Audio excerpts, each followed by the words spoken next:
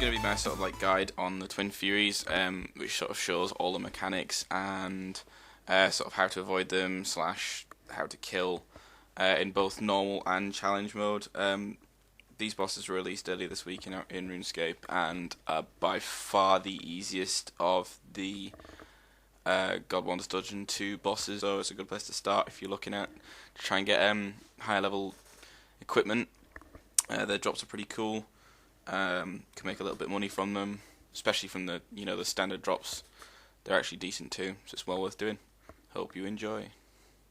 Okay, so this is going to be me showing the actual gear that I was using when I was killing the twins. You can change stuff out, obviously, depending on what styles and stuff you take, but this is what I was using based on my previous experience with challenge mode. I went in and did some normal mode kills and pretty much overgeared, but it's better to be prepared than not.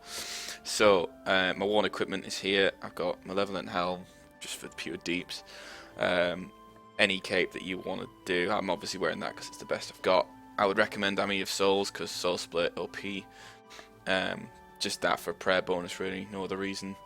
You can obviously switch this out for Torva Augmented because, well, I've got Tetsu because I'm a cheapskate and can't afford Torva. Well, I can, but I'm just a cheapskate. Augmented Tetsu legs. I'd recommend Crackling. I've got Venom Blood on there for the bosses, but I've also got Efficient on there as well, which is awesome. Devoted, and then I've got Lucky, which has a chance to negate a hit to 1 damage, which can be really useful and it's saved me a few times when I should have died. Let's just equip that actually. On my Scythe I've got Precise 5 and Impatient 3, which increase your minimum hit and increase your adrenaline gain over time, basically.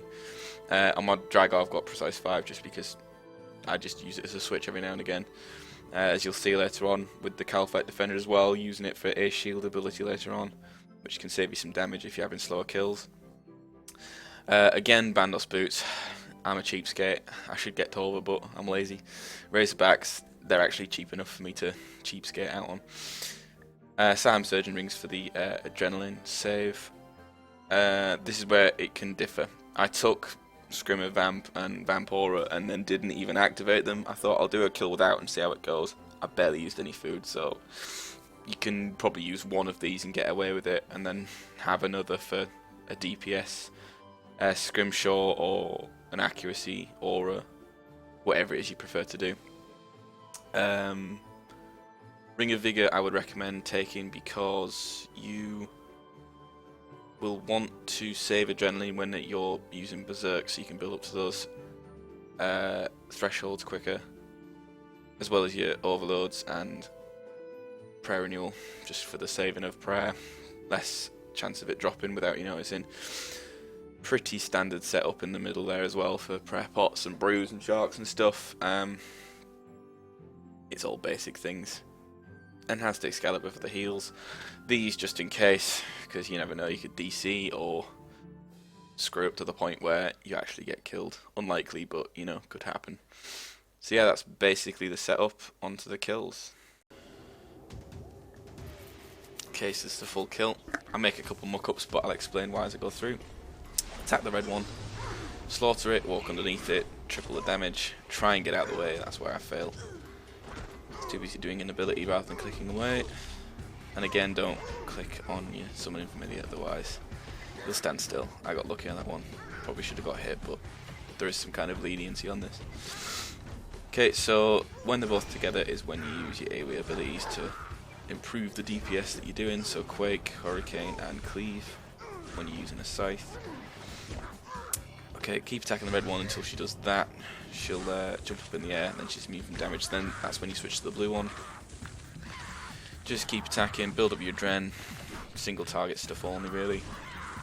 And then a couple of attacks after she's finished with her up in the air malarkey, get your Ring of Vigor on, use Berserk, Dren pot if you've got it, stand where I've just clicked, it's the northwest little part, because then you can just keep attacking the blue one without having to actually move. And when you cleave, you'll hit both, just like I did then. So yeah, AoEs again, Cleave, Hurricane, and Quake. You'll do loads of damage because they take extra damage when they're in the middle. You should max out, and you should get it before they even do their explosion in the middle. Okay, so the next bit is going to be when the explosion actually happens in the next clip. Okay, so in this kill I've not actually done enough damage to take the twins down before they do their explosion in the middle. Now what I should have done was switch to my defender and use the resonance ability to block the damage, but I actually killed them, so I didn't think I'd take the damage, but I'm about to take it now. Boom, take 4k damage. Had I known that that was going to happen, I would have rezzed just as I'd finished killing them to block that damage. It doesn't heal you for it, but it does negate it to 0, so it's worth doing. Okay, so this is like a little bit of a bonus. I wasn't planning on doing this, but I thought actually why not. This is like live commentary now as well. Basically what I'm going to do is show you the differences between challenge mode and normal mode. This is actually the first kill that I have done with a Titan rather than using a Yak. I mean, when I was doing this, a Yak was way overkill anyway. Like, I totally didn't even need the food in there. As you can see, the initial difference, there's these two orange ball things bouncing around. You want to avoid those at all costs because they absolutely tear you a new one. They do more damage than the actual boss themselves, which kind of sucks, but oh well. I completely screwed up the start of the kill as well, too busy talking, but yeah, basically same as the normal mode, other than the fact that there's these balls bouncing around. Same basic rotation. I don't know what my Titan's doing over there, but yeah, same basic rotation. Build up to Zerk. I'm going to use Excalibur. Build up to Zerk. Walk to that spot again. This northeast one here.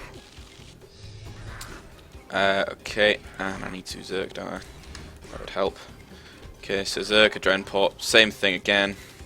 Use your AoE abilities while they're in the middle. Obviously you can see I'm not going to finish this kill before they finish doing this ability. Those red balls still bounce around in the middle. So what I need to do is make sure that I switch to these now.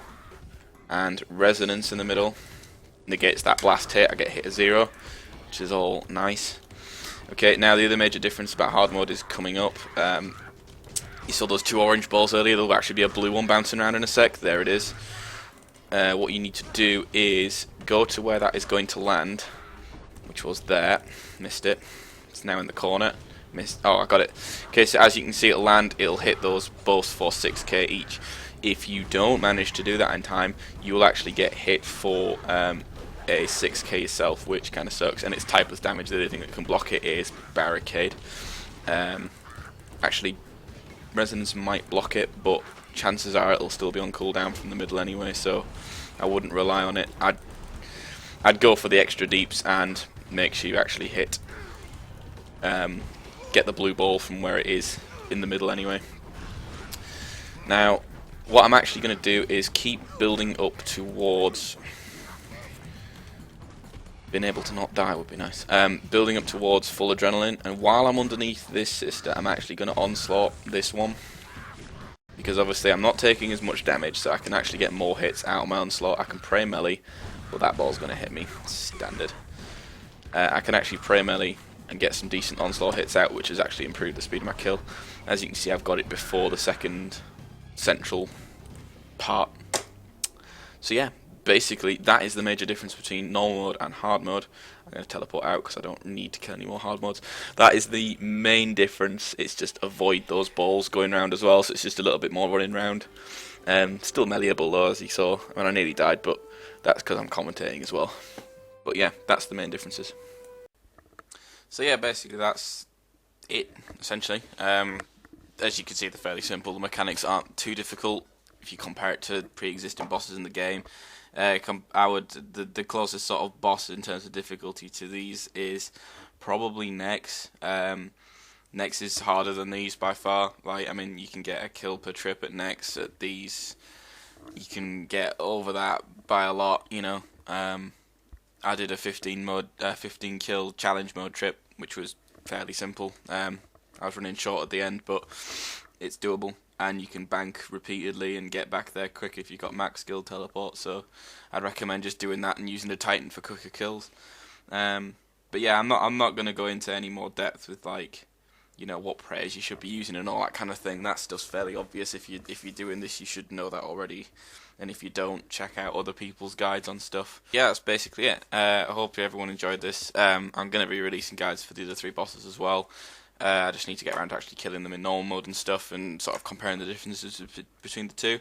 I've done all of them in challenge mode, and they're all doable solo, but it's just obviously the other bosses, as I said before, the other bosses are significantly more difficult in challenge mode, in my opinion. Vindictor and Hellway have been the most difficult in challenge mode, just because the amount of damage that they do. But yeah, I'll be releasing guides on those fairly soon if I get around to it. So yeah, hope everyone enjoys. Thanks for watching.